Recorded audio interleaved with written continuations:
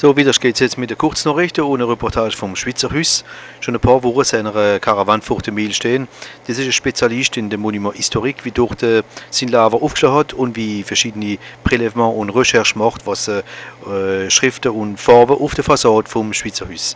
Das Nadine Holderi, die ist durchgegangen mit der Kamera und hat uns ein paar Bilder und einen Kommentar von dem Mann mitgebracht.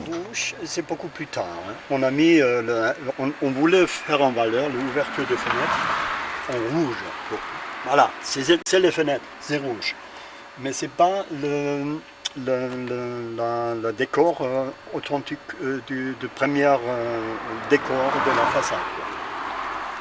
Le premier décor de la façade, c'est cette grille claire qui est effectivement en dessous de cette couche rouge, gris, foncé, etc.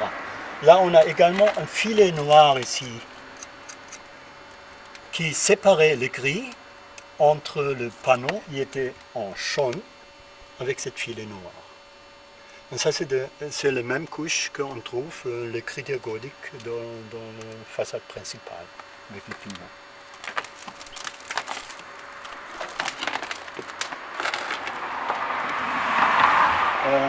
Qui font un compte d'air, les cris clairs en dessous partout, les cris clairs sur les poudres partout. On voit exactement de nouveau ce que j'ai expliqué tout à l'heure, les chaunes clairs, plus le filet en noir, ce qui est exactement la même couche précédente, la première couche si vous voulez, après l'enduit. L'enduit elle est tout de suite après la maçonnerie, l'enduit, les bâtissons ocre jaune, plus la texture, l'écriture gothique, ça c'est la même période. Et tout ce que vous avez surposé au-dessus, c'est de la période de 1800, quand la peinture outre-mer était inventée. En 1820-1830, on a découvert un outre-mer qui était stable dans le bâtiment à la chaux. Parce qu'avant, on connaissait que la peinture organique et ne pas la chaux. Là, la grande mode, on va faire tout en bleu. Hein? C'est pour ça qu'on a beaucoup de couches bleues.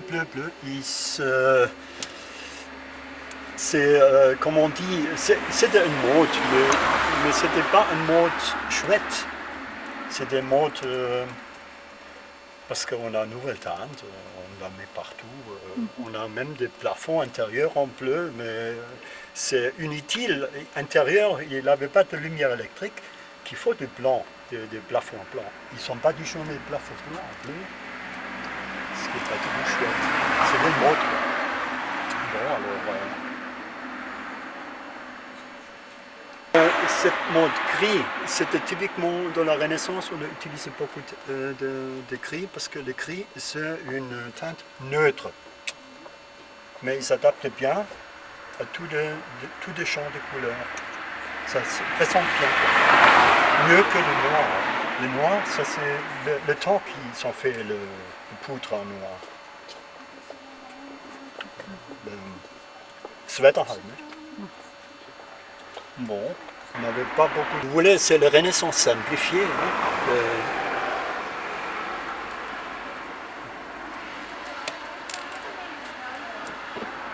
De très jolies fenêtres avec, comme on dit, une plaie gefasst dans le plan. 2, 3, 4, 5, 6.